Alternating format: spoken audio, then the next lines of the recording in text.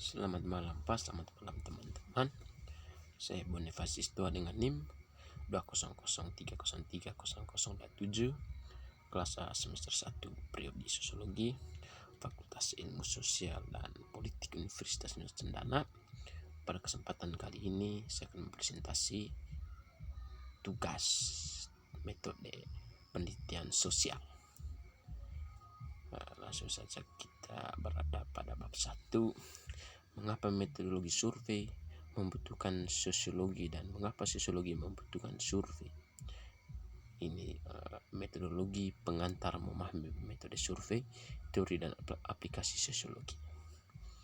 Ya, hubungan antara metodologi survei dan sosiologi serta yang lain ilmu-ilmu sosial diperpanjang kembali selama hampir 1 abad.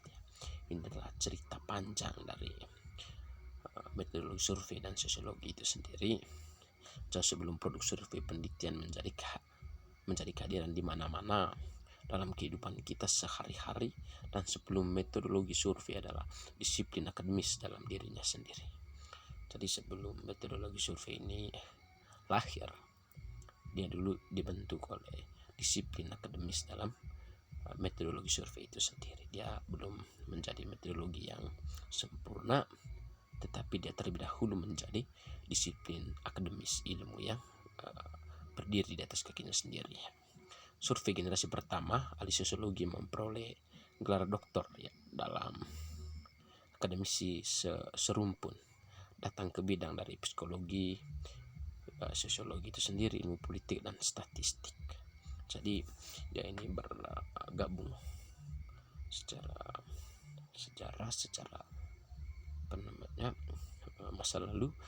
Dia ini lahir dari ilmu psikologi, sosiologi, ilmu politik dan statistik.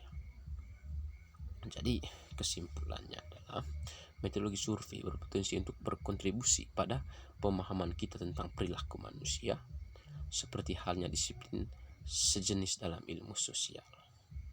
Jadi penelitian opini publik dapat melakukan hal yang sama untuk hal yang lebih besar masyarakat jika menjadi lebih sadar dan berpotensi dan lebih bersemangat untuk perkembangan mereka. Jadi sosiologi dan metode penelitian ini adalah suatu metode di mana ada kerjasama antara ilmu sosial dan metode itu sendiri. Jadi untuk melahirkan suatu interaksi sosial, ada metode penelitian yang harus dilakukan. Jadi Lasfers memberikan pesan serupa kepada sosiolog dalam pidato kepresidenannya di Asosiasi Sosiologi Amerika, dan mengomentari manfaat teori sosiologi dari studi metodologi. Jadi ada manfaat, dia mengomentari manfaat dari sosiologis dari studi metodologi itu sendiri. Jadi realitas yang diinduksi seperti ini, metodologi dapat bermanfaat untuk masyarakat secara sosiologis umum di daerah yang jauh dari apa yang dianggap studi empiris, studi nyata dari metodologi itu sendiri. Bab 2 kita melihat menuju teori tingkat respon survei itu tidak lagi saling melewati seperti orang asing di malam hari, dan jadi selama beberapa dekade ini para ahli metodologi survei telah berjuang dengan tantangan bagaimana caranya untuk meningkatkan tingkat respon survei.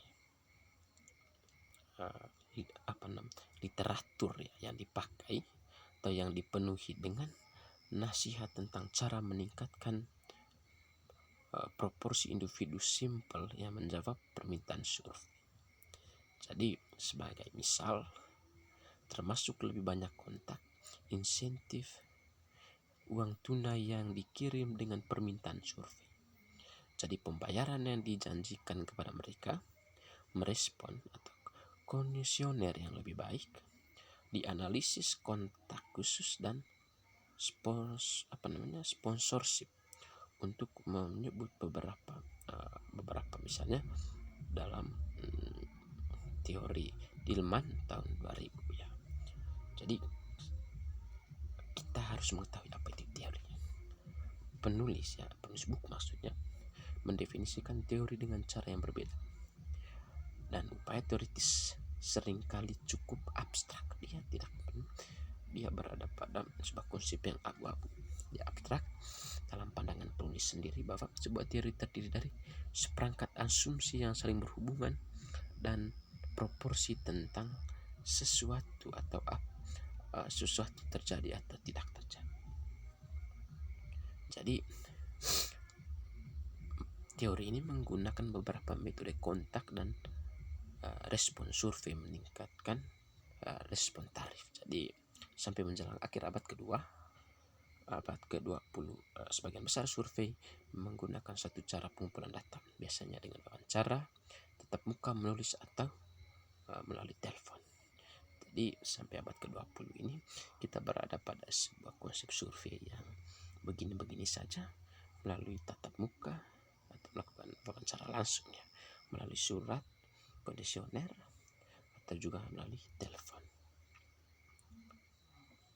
Yang berikut, sponsor oleh organisasi survei dengan legitimasi yang diketahui dan dipercaya oleh calon responden meningkatkan tingkat respons. Jadi sponsor oleh organisasi itu ada. Jadi temuan konsisten dari penelitian tingkat respon yang dilakukan pada abad ke-20 adalah bahwa survei yang disponsori pemerintah biasanya memperoleh tingkat respon yang lebih tinggi daripada yang dilakukan survei. Yang berikut, membuat tugas respon survei yang lebih kecil dan tidak terlalu berat akan meningkatkan survei tingkat respons. Yang berikut, memberikan insentif dengan permintaan respons yang sesuai dengan respons dan tugas akan meningkatkan tingkat respons. Jadi di sini banyak penelitian yang berbeda telah menunjukkan bahwa insentif biasanya meningkatkan tingkat respon untuk sebagian besar survei. Jadi yang ke-6, membentuk konten dan tampilan setiap permintaan untuk respon survei di cara-cara yang menambah nilai pada permintaan itu ditambah semua permintaan lainnya akan meningkatkan tingkat respons. Pergeseran kita ke arah penggunaan administratif diri yang lebih besar, berarti upaya untuk membujuk orang yang menganggap survei harus memasukkan apa yang dulu ditugaskan atau secara verbal wawancara. Tidak sekarang perlu ditulis, tapi sekarang perlu ditulis. Berikut kita melihat hubungan antara faktor pengaruh dalam desain. Ada faktor pengaruh dalam desain survei, satu metode survei. Jadi survei merangkum 7 faktor yang diindikasikan atau diidentifikasi di sini sebagai kemungkinan untuk mempengaruhi survei tingkat respon. Jadi ini juga memberikan contoh variabel yang lebih spesifik yang dapat disalurkan setiap jenis pengaruh. Jadi pertimbangan terhadap pengaruh potensial dari respon itu menunjukkan bahwa teori yang mengabaikan salah satu itu cenderung mengabaikan fitur desain yang dapat meningkatkan tingkat respon. Jadi ada desain metodologi untuk meningkatkan tingkat respons dari responden itu sendiri. Yang melakukan penelitian empiris, melakukan sebuah penelitian empiris, kajian empiris untuk meningkatkan tingkat respons. Jadi mungkin pekerjaan ini akan menghasilkan konstruksi yang berkembang di antara teori-teori yang ada, dan mungkin akan terungkap kekurangan-kekurangan yang membuat saat teori digunakan tidak tepat. Bab 3 kita melihat memajukan teori yang diinginkan secara sosial, menanggapi bagaimana proses identitas mempengaruhi jawaban untuk pertanyaan sensitif. Jadi pertama kita apa itu pertanyaan sensitif. Jadi menurut saya pertanyaan sensitif itu sendiri adalah pertanyaan yang mengarah pada sebuah permunculan persoalan. Jadi di sini para ahli memberikan atau mengukuhkan pendapatnya. Yang pertama adalah substansi sempit dari pernyataan sensitif yang mungkin dilihat responden sebagai mengganggu dan berpotensi mengancam anonimitasi mengancam anonimitas mereka, atau mungkin meminta mereka menggunakan informasi yang dapat digunakan untuk menipu. Jadi sensitif gitu. Dia terlihat ya, bisa mempengaruhi atau menipu anonimitas.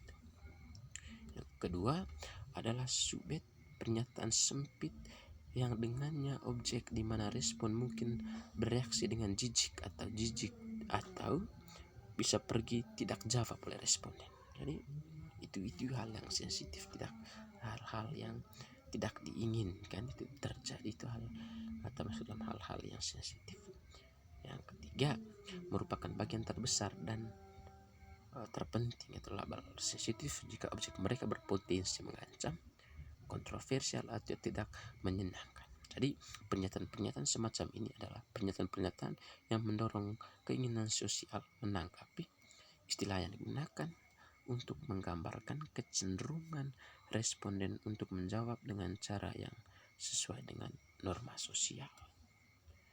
Teori responden yang diinginkan secara sosial. Jadi pendekatan psikologis di sini adalah pendekatan psikologi klasik untuk memahami pernyataan sensitif, menghubungkan sensitivitas pernyataan yang dirasakan dan potensi biasa responden.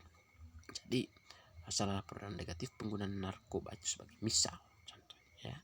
Jadi perspektif ini disebut manajemen kesan, berasal dari karya Evering ya, dan diadopsi oleh psikologi sosial.